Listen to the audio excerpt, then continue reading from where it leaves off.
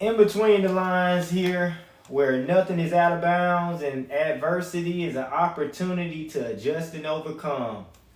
I'm your host, Sevon Williams, my brother, co-host, and Heisman runner-up, since we talking about Heisman weekend, the infamous Joe Hamilton. How you doing this morning, Joe? Outstanding, brother. No worries at all. This time of year, December, Christmas, the holiday spirit, I can remember vividly, brother, the year 2000, 1999 season 2000 is where the new year would be, but Heisman Trophy weekend. That call, that communication between the SID department, head coach George O'Leary, Ralph Reed, and offensive coordinator, to tell me that you've been invited to New York for the Heisman Trophy. You have to know, brother, you've known me for a long time, and I am a historian of college football. I love it to death. And the Heisman Trophy goes all the way back to 1960s, 1950s, and the tradition and the names of the school that's won it, the name of the superb athlete that won it always resonates. So to be that midst, to have your name go down, and you have an invitation up to New York during the Heisman Trophy ceremony, so real, man, so unreal, so surreal, and I memorize it vividly about what I went through, the emotions, having your family there, and meeting all the Heisman Trophy finalists, meeting all the past winners. I wouldn't say it was a dream come true, but it was definitely an experience that I'll never forget, my brother. Let me ask you this. Take us in the brain of a Heisman finalist. What's the setup? How many people gets the, I know you say family, but is it a certain number of family members that get to come up there to New York? How early are y'all up there the whole week, or what was it like for you? Well, for me, we got there Thursday just to get acclimated, put your stuff in inside the hotel room, walk around, be around the finalists. That was Mike Vick, Chad Pennington, Ron Dayne, and Drew Brees. You were able to meet their parents. You were able to meet their loved ones. And you had 2 tickets complimentary, and that was my mom and dad. My wife now, that was my girlfriend then, Kenya Williams. Now Kenya Hamilton, she made her way there. My friend from high school, my friend from childhood friend, Taurus Nixon, he made his way there. But it was just a fact that you had a lot of media obligations. You had a lot of things to sign for the public, for just Heisman Trophy. What would I want to say? The community, the sponsorship. They probably have balls given away. But I just remember when you look at the likes of Mike Rozier, Doug Flutie, Roger Staubach, Tony Dorsett, Marcus Allen, all those guys that Tim Brown, all those guys that you grew up watching and admiring. Charlie Ward, for me, it was just to be in that building, to go down in New York on that Friday afternoon after the banquet, after you had dinner, and go to Rockefeller, see the lights up in New York, fellowship of the old days and how times have changed, how offenses has changed in college football back then, how defenses have changed, and to hear the oldies that had their rivalries from Oklahoma to Nebraska to Penn State, to all those guys that have rivalry, and hear those guys talk about it, it was just so real, and I was soaking it all up and asking a lot of questions. You don't want to leave that weekend and meeting and greasing and getting so many autographs from the greats and have any questions that you left with that you didn't want to, that you had to ask the all-time greats, and you did it. So I wasn't one of those guys. I was one of those guys that asked a lot of questions about your tradition and what winning the Heisman did as far as changing your life. Let me ask you this: what were some of the discussions? For 2 questions. Who were some of the people that you spoke to that stood out for you that you can vividly remember, and what was the details of that conversation, and what made it stand out? Well, I'm a Dallas Cowboy fan, Bond, and the conversation and the questioning and who I targeted when I realized that he was going to be there is Roger Staubach. And if you don't know about Roger Staubach, he's a 2-time Super Bowl winner with the Dallas Cowboys. Played under Tom Landry, the late, great Tom Landry, legendary coach. and he missed time in the NFL because he went and served. He went in the military. And I wanted to ask him, how did that throw your game off? What went into serving your country before playing the game that you love? And it hit me so hard that he said that protection of his country, doing of service to his country, and living up to that was bigger than football at the time, and he loved football. This is a guy, Roger Staubach, that won the Heisman Trophy and put his pro career on the back burner to serve, to fight in a war, or serve and fight and help a war. And that was just mesmerizing to me, that a guy would give up 2 to 3 years of his pro career, losing a lot of money to fight for his career. And he said that it took a little bit of time for him to come back and get acclimated to playing football, the speed of the game. But as he looked back at it, nothing was more important to him. Winning a Super Bowl, being a starting quarterback for America's team, which is the Dallas Cowboys, none of that could live up to the decision he made to go serve his country. That's what really stood out that weekend for me, that conversation with Roger Staubach. It touches me to this day.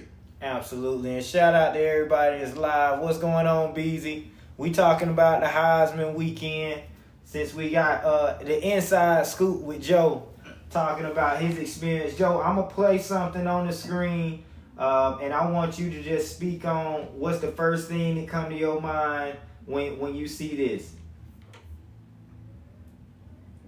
So this is you with the Davey O'Brien trophy right here. Well, Vaughn, that I'm smiling there, and I'm smiling with pride. I'm smiling with a little bit of competitiveness, because the Heisman Trophy is the best player in the nation, best college player. But that can go to a defensive player, that can go to a DB, that can go to a wide receiver, that can go to a running back. It can go all different places. But that David O'Brien trophy right there, Vaughn, that goes specifically to the best quarterback that year.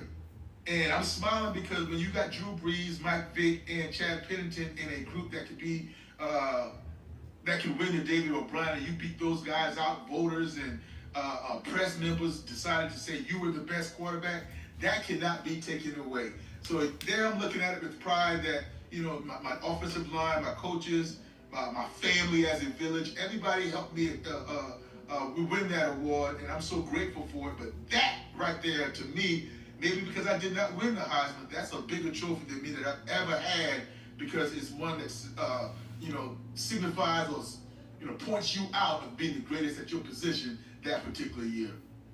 Oh, outstanding. And now we want to go to another one here.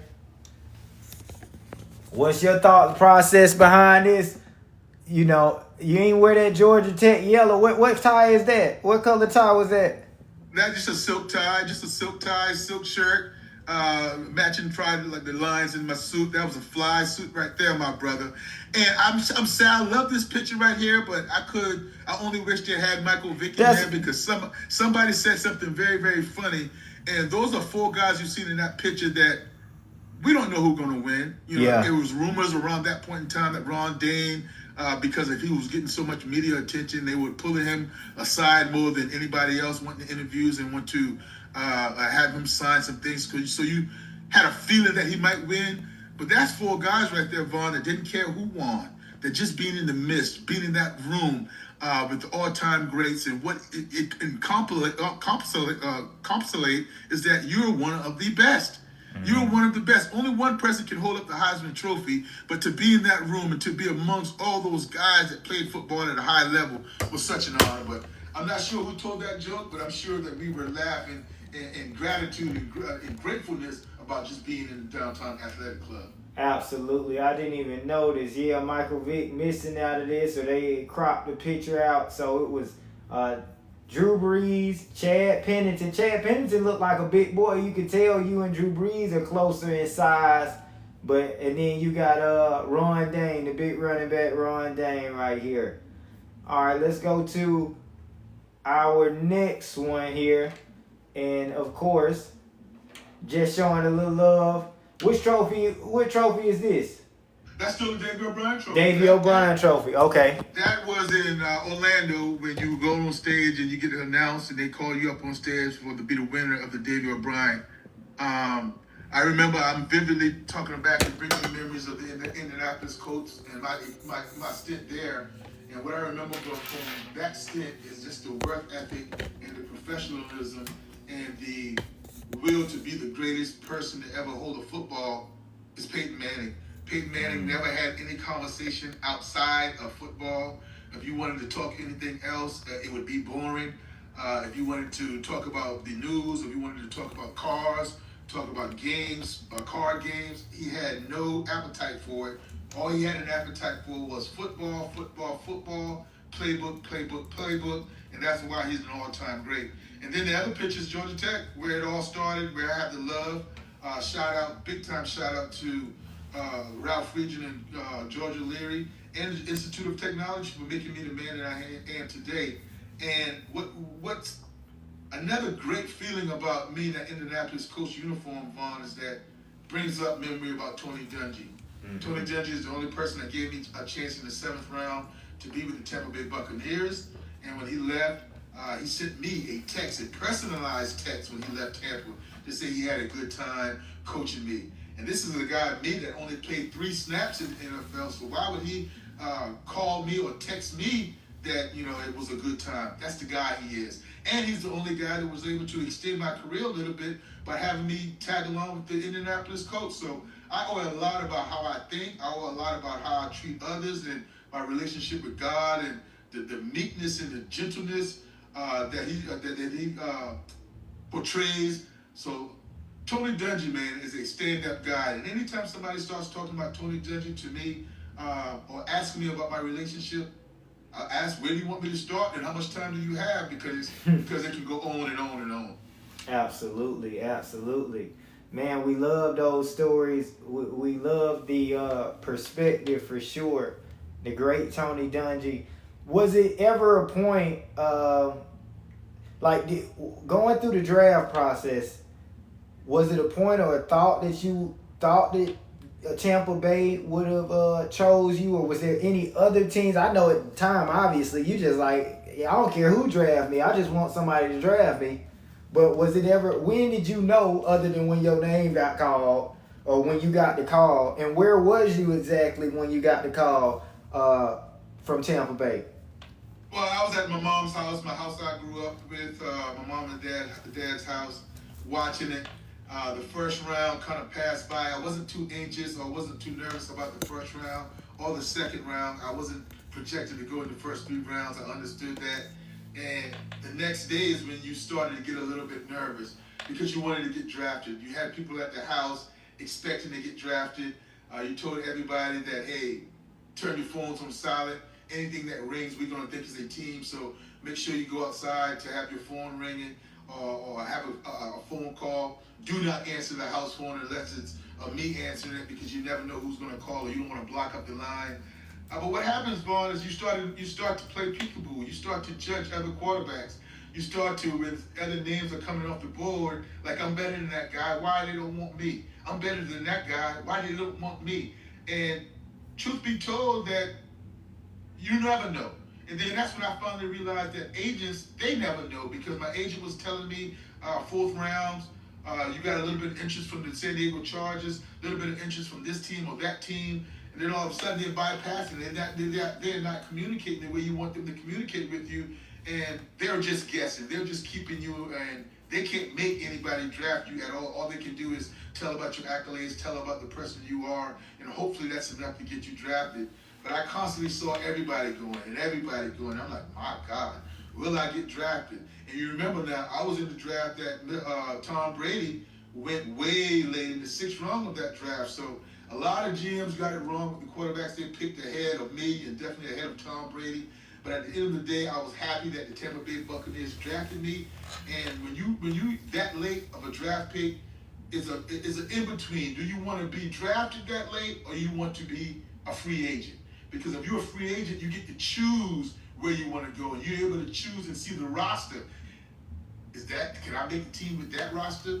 Can I make it up to 3rd string in that roster? Because then when you get drafted in the 6th or 7th or the late rounds, you don't have a choice. You have to go to that team no matter the depth chart, and it is least likely for you to make that team. But Tony Dungy, an African-American coach, they had Sean King, just an African-American quarterback that just was named the starter there as well. So it was a perfect situation to be groomed and to learn and be a part of a Super Bowl championship. So it all worked out. You would love for it.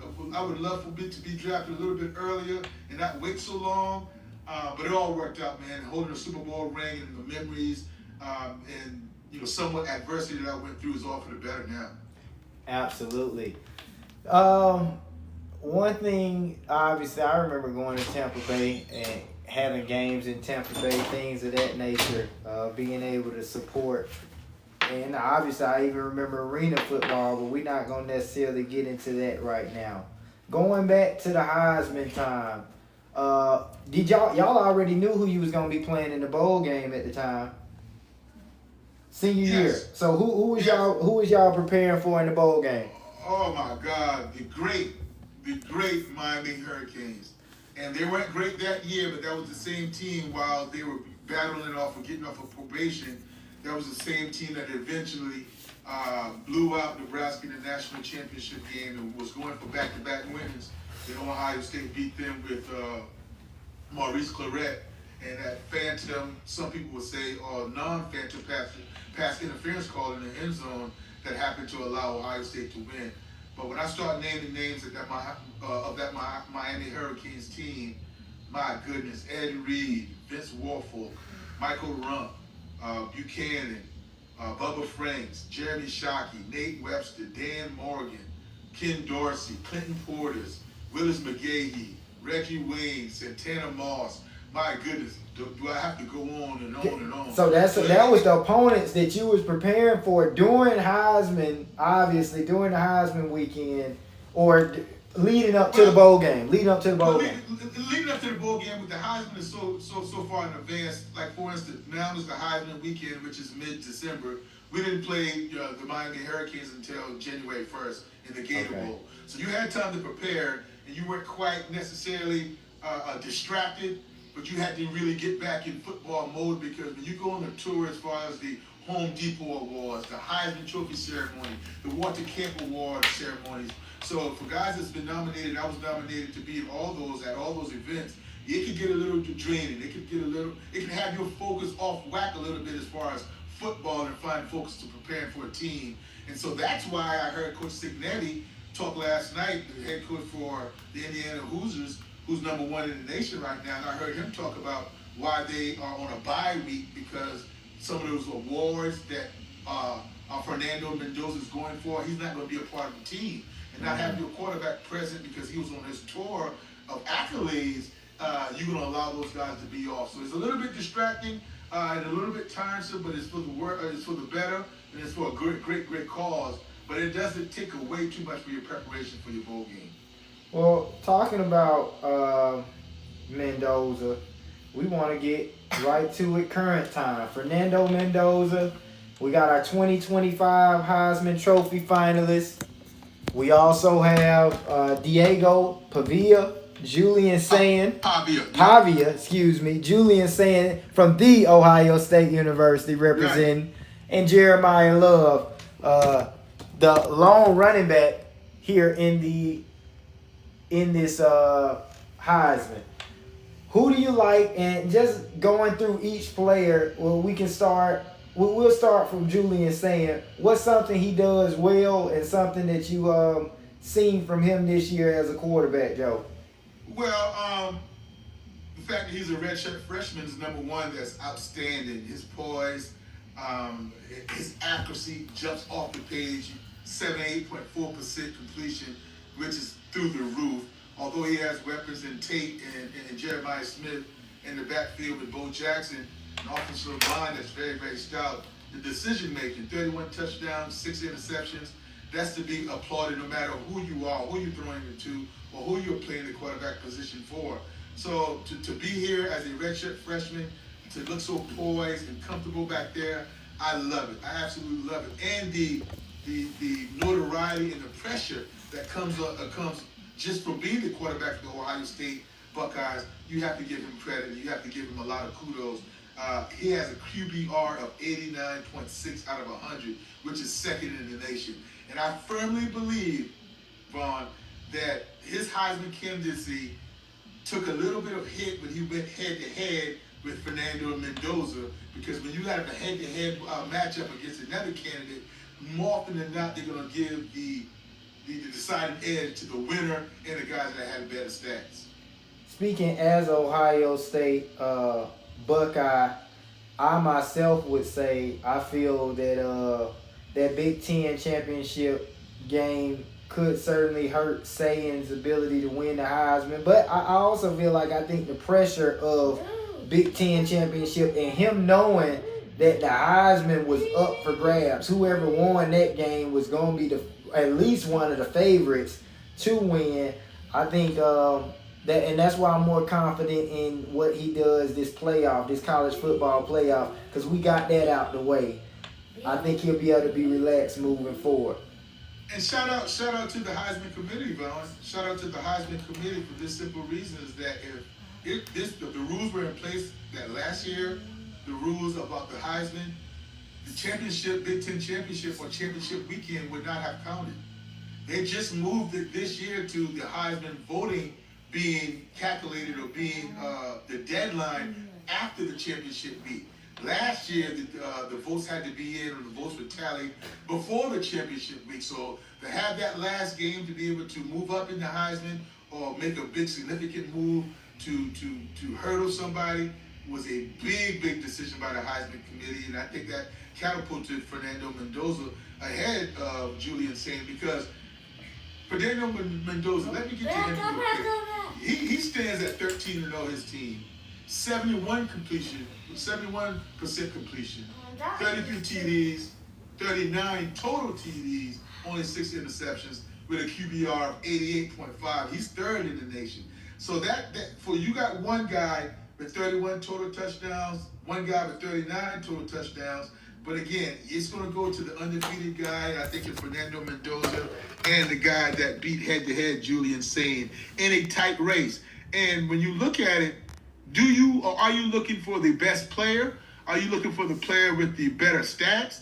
Are you looking for the player on the team with the best record? Because of history tells us it's been both. You have RG3 winning the Heisman Trophy with a 4-loss Baylor team. You have Johnny Manziel winning the Heisman Trophy with a 3-4-loss Texas A&M team. You have Lamar Jackson winning the Heisman Trophy with a 3-loss Louisville team. So are you going that way with just the clear-cut best player? You have Colorado Buffaloes and Travis Hunter winning the Heisman Trophy with a 3-loss Colorado team.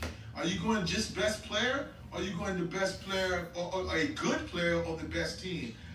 Because I would say my next guy on the best player out of these 4 Heisman Trophy finalists is Jeremiah Love. Mm-hmm. Jeremiah Love is the best player, running back, but that doesn't go with the record with Notre Dame, and he was not able to play many fourth quarters and build his stats up as something we've never seen before, like 2,500 yards, total yards from scrimmage, or over 2,000 yards rushing. We don't have that for Jeremiah Love, but I think he'll be a very, very good professional athlete in the pros because of his skill set being a 3-down back. But he just didn't have enough. Then you have Diego Pavia. Outstanding year at Vanderbilt. Outstanding year. And he's a very, very good player. And I think this is one of those situations that, because he did it at Vanderbilt, up and coming, because he was able to carry a team into the top 10 at one point this season, because they finished the season in the top 15, and his running, his passing, his ad-libbing, his personality just was engaging, his confident moxie, that's what he thrives on. And again, he has an 87.7 QBR, with his 4th in the nation. So while we don't think it's big names, and the reason why it's big names, not big names, Vaughn, because these weren't the guys that we had preseason to be Heisman finalists. We had Nussmeiser. We had Arch Manning. We had Lenore Sellers from USC. We had a lot of different guys that we thought was going to win the Heisman, but none of these guys were preseason favorites, so they were able to do it during the season. And Julian Sain was a redshirt freshman, so he came out of nowhere. Fernando Mendoza was his first year starting in Indiana, so he came out of nowhere. Right. Diego Pavia, same thing, out of nowhere. Jeremiah Love, he didn't come out of nowhere because he was in the national championship last year, but that's some of the same thing. He wasn't a favorite going into it. So while I don't think it's big names, Vaughn, I do think it will be a tight race, or a tighter race, close race. But I think Fernando Mendoza might hold up the trophy later on tonight. We must see. Let me ask you this, and it's just something. Comment below to our followers listening live right now who you think might win and take home that Heisman Trophy. But I want to ask you this, Joe. Is this the first time a Vanderbilt player has been a Heisman finalist? Yes. And what about Indiana as well? Oh, absolutely. For sure. Yes. Okay, yes. And we obviously know Ohio State and Notre Dame has had many Heisman finalists. Me thinking about just Brady Quinn or Jerome Bettis, Notre Dame finalists, and we ain't got to look far for Ohio State, whether you're talking about... And finalists, not only that, Tim Brown won the Heisman Trophy, so right. Tim Brown won it. Obviously when you talk about, Ohio State with Eddie George.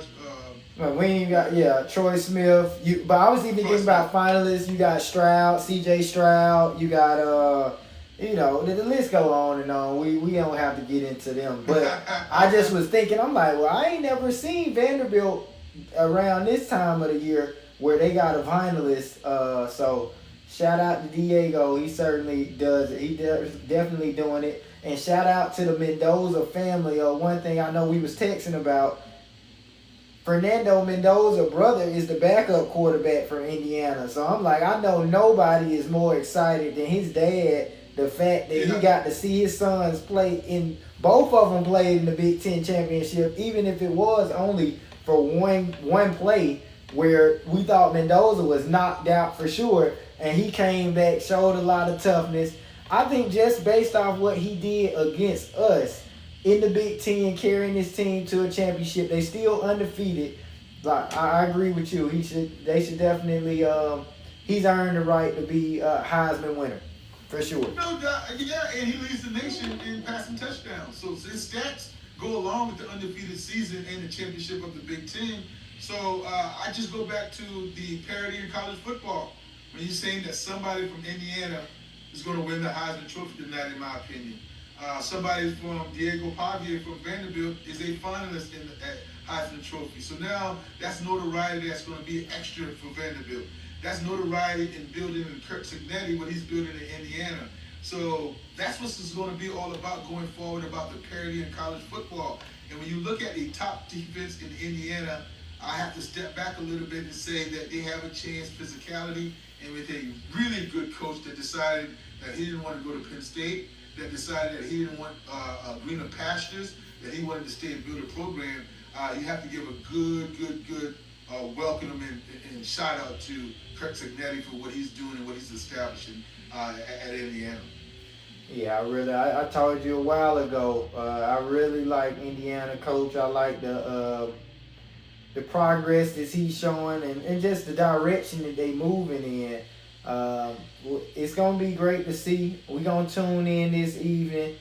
But this has been another great episode of In Between the Lines with the Heisman finalists and Heisman runner-up in 1999. Or what did they consider that 2000 year? 1999. 1999. Joe Ham.